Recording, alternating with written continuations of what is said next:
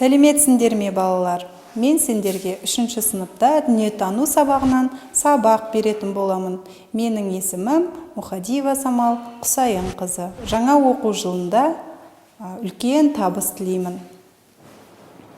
Шырылдады қоңырау, біз сабақты бастаймыз. Партамызға отырып, табыс тілеп көзбенен жаңа білім алуға алға қадам бастаймыз. Балалар, біз 3-ші сыныпта дүниетану пәнінен жанды табиғат бөлімі бойынша жұмыс жасайтын боламыз. Жанды табиғаттың, яғни ауа райында адамдарға қалай әсер ететін, климат және табиғи ортадағы қауіпсіздік туралы білетін боласыңдар.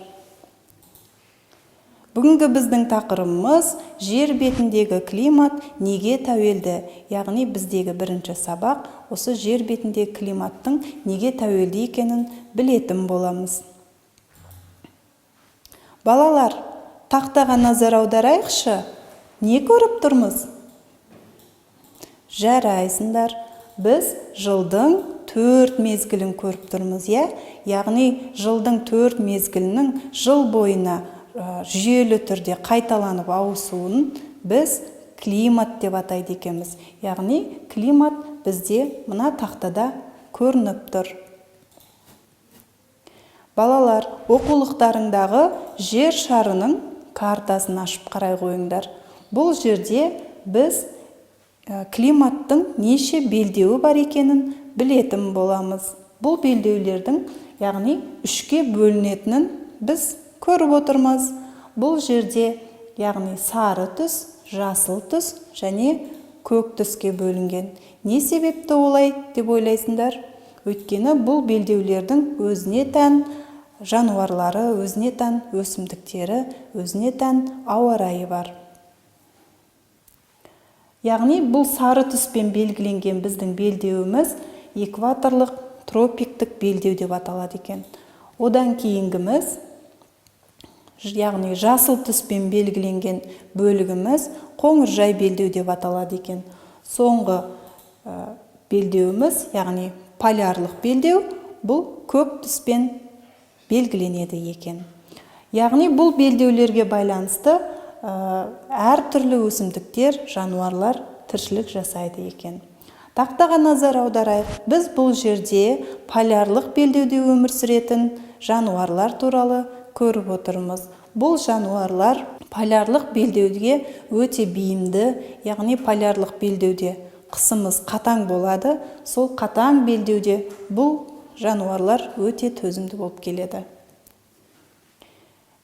Жаңа көргеніміздей, яғни жылдың 4 мезгілінің жүйелі түрде қайталануы, яғни бұл бізде қоңыржай белдеуде анық көрінеді екен. Қоңыржай белдеуде, яғни осы өсімдіктері де, жануарлары да сан алуан болады екен. Балалар, біз қай белдеуде өмір сүреміз? Біз осы қоңыржай белдеуде өмір сүреміз. Біздің қысымыз, жазымыз, күзіміз, көктеміміз анық білініп отырады. Соңғы белдеуіміз, яғни тропиктік белдеу. Бұл тропиктік белдеуде біз күннің ыстық екенін көріп отырмыз, және жануарлар мен өсімдіктердің аз екенін көріп отырмыз. Бұл белдеулерде өмір сүретін өсімдіктер мен жануарларды біз білеміз. Балалар, біз қазір сіздермен не артық ойынын ойнаймыз, не артық? Кәне сендер таба қойыңдаршы. Бұл жерде не артық? Жарайсыңдар. Бұл жерде бізде аю артық. Аюымыз ол тек полярлық белдеуде өмір сүреді екен. Ал қалған жануарлар қоңыржай белдеуде өмір сүреді екен. Не артық? Жарайсыңдар. Сәбіз артық. Соңғы суретте не артық? Әрине, маймыл артық. Маймылымыз ол тропиктік белдеуде өмір сүреді, қалған жануарларымыз полярлық жануарларға жатқызады екен біз. Бүгінгі сабағымыз сіздерге ұнаған болса, жарайсыңдар балалар. Ал егер де бүгінгі сабақ түсініксіз болса, осы сабақты көруге мүмкіндігің бар. Және осы сабақтың соңындағы сұраққа жауап беріп, маған жіберуді ұмытпа. Қош сау болыңдар.